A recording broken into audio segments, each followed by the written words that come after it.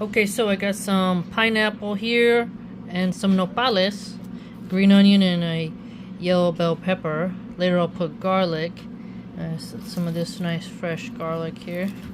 And with the skirt steak, we'll fry it up. If you haven't tried nopales, cactus, you should.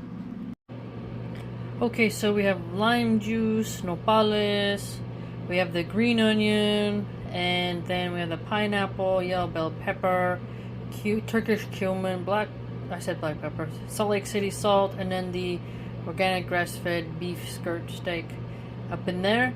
We'll probably add the garlic later. I may not add it. We'll see.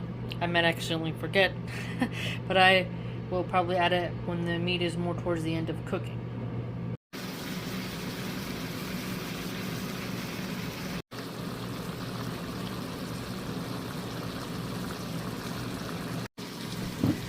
Alright, everything turned out real well.